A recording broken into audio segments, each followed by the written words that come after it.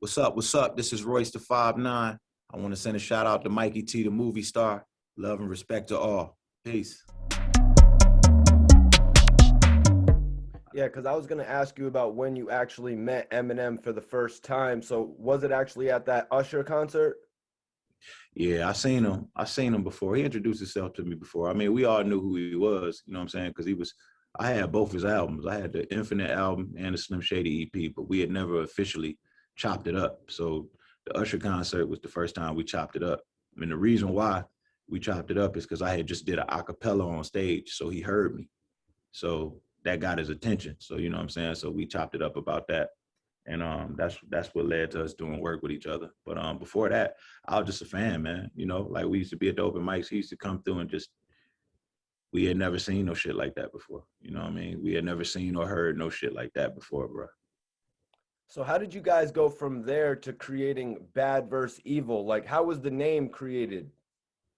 Mm, you know what? I don't even remember how we came up with the name, but I know we were just I was out there with him, and he was starting to do like a lot of shows and shit, and he just needed somebody to kind of like help him out, like with the hype man shit on stage. So I was kind of like doing that for him for a second, and we were just around each other. You know what I'm saying? We would get in the lab and just record shit. You know what I mean? So I think one time we may have decided to like maybe come up with a name so it doesn't have to be like Eminem and Royce or something. I can't remember exactly what the thought process was behind that, but yeah, and then Bad Meets Evil is the name of the first song that we did, so we just kind of like played off of that. You know what I mean? We kind of just based everything off of that.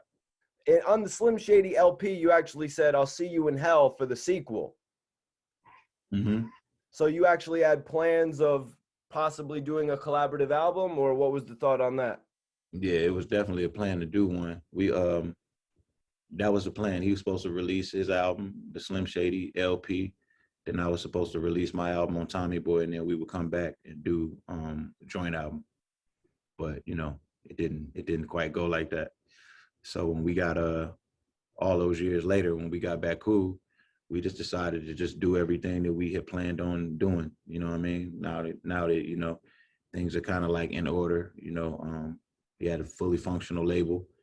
I had brought Slaughterhouse over to the table. You know, and we just had a whole lot to unpack. You know what I mean? And there was just lots to delve into. You know what I mean? So we just kind of like took shit one thing at a time. Slaughterhouse, Bad Me Seal, knocked it all out and got it all out. So you had mentioned it a little bit earlier about meeting Dr. Dre. Can you tell me about M giving Dre your demo? M said, "Yo, I want to give your demo around out here in California," and then getting the call from Dr. Dre the next day. Could you take me into that? Yeah, he ain't tell me he was gonna play it for Dre. So I was at my father's, my mom and dad's house, and I remember sitting in the room, and my dad just coming in the room and being like, "Somebody named Dr. Dre on the phone for you?" And I turned around like, "What?" You know what I'm saying? Like I was like, "What?" So I got on the phone, like I still was a little bit like it wasn't setting in what he was saying. You know what I'm saying? And I just heard, "Yo, what's up? It's Dre." I was like, "Holy shit!" That it was like shit took me back to the NWA album. You know what I'm saying? And he was just like, "Yo, I love your shit. Marshall played it for me. Like I wanted to know if you would be interested to come out here and help out. You know, we working on some stuff out here." I was like, "Would I?" You know what I mean? And then I got on the first thing smoking, went out there. That was my first time being in Cali, first time being in a mansion, you know, first time really being around a celebrity, you know, just my first time just being around that kind of energy, you know what I'm saying? That kind of magnificent, laid back, carefree, you know, like creative, positive energy, you know what I mean? Like just coming from Detroit, and you know, like at that age, man, like when niggas we get out of school and everybody's trying to figure out what they're gonna do, that's a very self-inflicted stressful time on a youngin, you know, because that's a point in our lives where we do that thing where we kind of pretend like we know exactly what we want to do, and we tell all the adults that, yeah, I know what I'm going to do. I got a plan. I got, I'm going to college, or I'm doing, or whatever, like we'd be afraid to say we don't know what we want to do. You know what I mean? So that was a time where it was just like, it was mostly stress, self-inflicted stress, whenever I could sit around and just be to my thoughts. You know what I mean? So to go out there and just not be worried about nothing but creating, like that. The first time I felt that, I knew that that's what I needed. I needed to make sure that I can always keep myself in that position. You know what I mean? Like, I know if I can keep myself in that position, then it'll be few and far between that I will find unhappiness if I can just only have to focus on work and not be distracted by anything else. You know what I mean? So tell me, what type of experience was it working with Dr. Dre on the Chronic album? Were you working with Scott Storch? I mean, I know he had a lot of artists out there working on 2001. No, not really. Not really. It was me and Marshall. My man Mailman was in there. And it was kind of like tight like that whenever I was out there. I mean, I know he worked with some other guys. He worked with Hitman. I didn't get a chance to work with Hitman that much.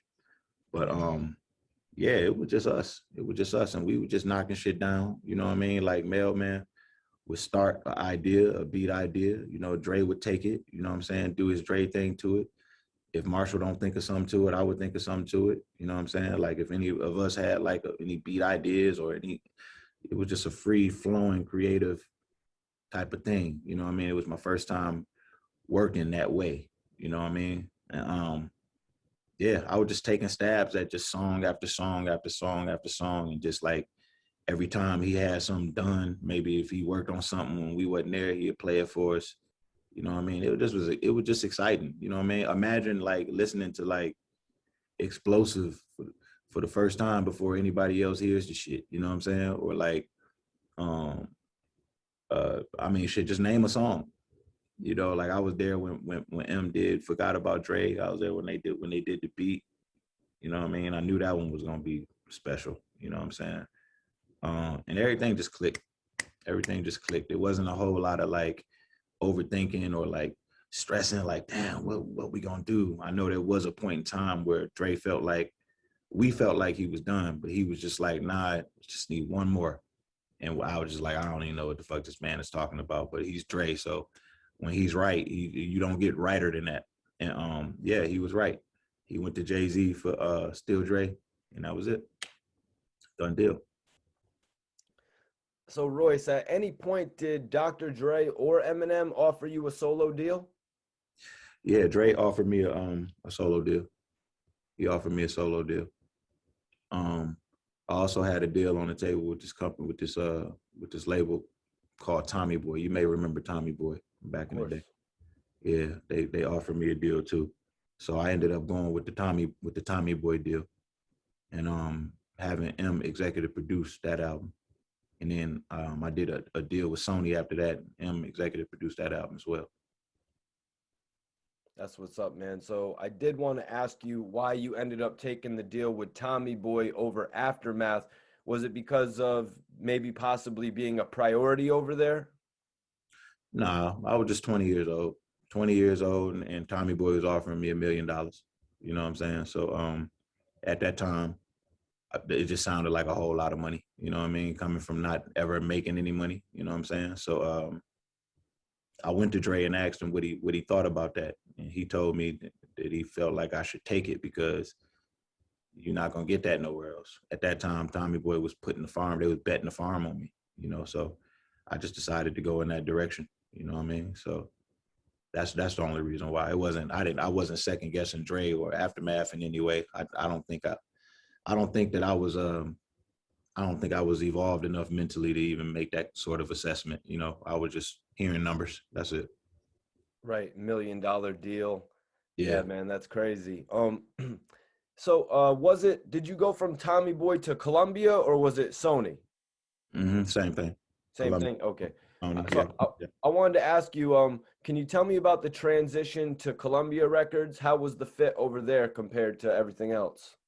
It was cool. I mean, I got Tommy Boy to release me. I finished the album and I played it for them, and they didn't understand. They just said they didn't understand who I was by listening to the album.